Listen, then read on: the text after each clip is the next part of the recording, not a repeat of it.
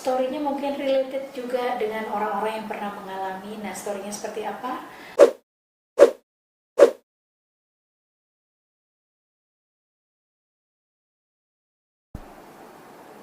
Bagaimana kisahnya bisa menjadi produser penyanyi dangdut Romy Putra?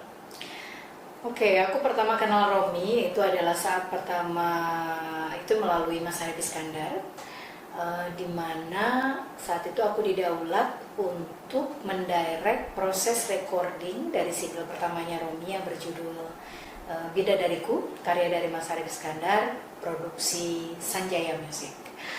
Nah, setelah proses yang itu, berikutnya kita menjalin pertemanan yang baik dan kita intens ketemu, ngobrol dan sebagainya.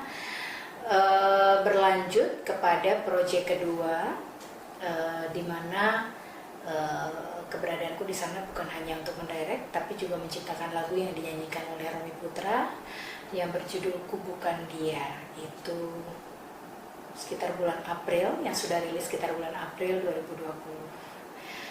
Dan berlanjut kembali untuk single yang ketiga yang berjudul Keraguan, yang sebentar lagi bakal rilis di tahun 2020 ini juga. Kenapa pada akhirnya aku memproduksi seorang Romy Putra? Gini, aku percaya bahwa musik dangdut akan bisa terus bertahan ketika kita ada regenerasi dari yang muda-muda pastinya ya. Nah, Romy ini salah satu penyanyi muda yang ya bisa dibilang baru kembali menekuni musik 2-3 tahun terakhir ini gitu. Dan ya aku pikir kenapa enggak gitu, karena dia juga punya potensi, dia punya skill. Jadi aku orang yang sangat welcome dengan anak-anak muda yang punya semangat untuk berkarya, siapapun dia. Nah, kesempatannya saat ini adalah Romy, so dengan senang hati gitu. Di proyek terbaru lagu Keraguan ini, Anda juga pencipta lagu, vokal coach, dan apalagi keterlibatan Eri di sini? Untuk lagu Keraguan ini keterlibatanku, waduh, cukup banyak sih. Tapi banyaknya hanya untuk proses kreativitas saja. Jadi menciptakan lagu, ya coaching aja gitu ya untuk beberapa hal, bagaimana cara menyanyikannya, untuk bisa menyanyikan sesuai dengan kebutuhan lagunya gitu, tapi tetap dengan karakter yang Romy miliki gitu. Mendirect vokalnya juga gitu ya, hanya proses kreativitas saja sih gitu. Apa kesulitan dan tantangan mengarahkan Romy Putra?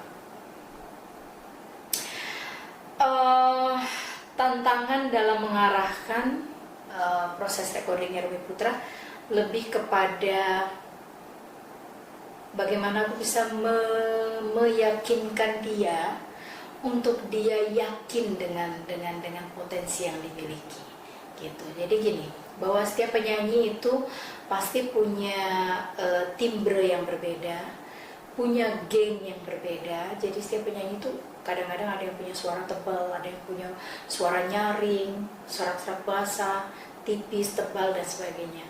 Nah, Romy ini salah satu penyanyi yang menurutku untuk ukuran cowok ya, suaranya itu memang dia lebih tipis gitu. Which is sebenarnya dia lebih cocok kalau nyanyi lagu-lagu yang sifatnya ballad, romantic, gitu-gitulah gitu. Nah, tantangannya adalah saat itu kendalanya dulu bahwa Romy ini cara dia bernyanyi itu agak kurang membuka mulut gitu, dimana untuk artikulasi membuka mulut itu sangat penting gitu ya. Maksudnya membuka mulut dan membuka rahang, bukannya a, enggak gitu. Jadi lebih membuka rahangnya ketika dia bernyanyi. Jadi yang aku tanamkan ke dia saat itu adalah dia harus lebih percaya diri bahwa dia punya kemampuan itu untuk artikulasinya, terus bagaimana memberikan penghayatannya, dan terutama power sih, jadi supaya suaranya tuh nggak tipis banget gitu. Jadi memang dia harus mengeluarkan energi itu, dan ternyata bisa. Hanya saja memang perlu orang untuk memberitahu ke dia gitu. Jadi kurang lebih seperti itu. Untuk lagu Keraguan ini dangdut murni, seberapa yakin Anda dengan lagu ini? Seberapa yakin aku dengan lagu ini? Gini sih, basicnya aku adalah penyanyi, bukan seorang pencipta lagu. Jadi ketika aku menulis sebuah lagu, pastinya dari sudut pandang seorang penyanyi dulu gitu.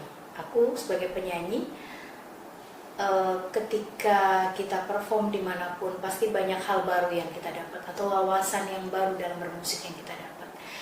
Dan kita tahu betul selera penikmat musik itu seperti apa, karena kita sering berinteraksi dengan mereka melalui panggung-panggung yang kita pernah perform atau di daerah manapun. Nah, berbicara tentang lagu ini, seberapa yakin?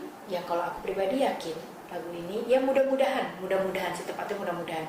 Kalau secara pribadi aku yakin, tapi mudah-mudahan penikmat musik Indonesia bisa menerima dan menikmati karyaku secara positif gitu, karena pastinya sudah dengan banyak pertimbangan gitu, sehingga lagu ini sampai jadi seperti itu gitu.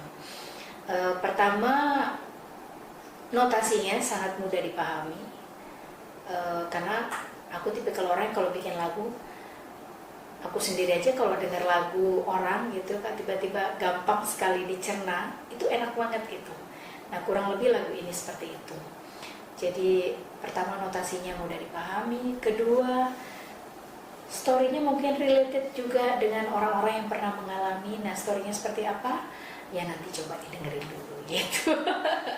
Jadi intinya gini, kalau dibilang yakin, tapi yang pasti aku berharap mudah-mudahan lagu ini bisa ya tadi bisa diterima oleh penikmat musik Indonesia, dan bisa dinikmati secara positif, dan terlebih ini bisa menjadi karya yang bisa dipertanggungjawabkan juga untuk Romi, dan bisa menghantarkan Romi menjadi salah satu pendatang baru di industri musik Indonesia terutama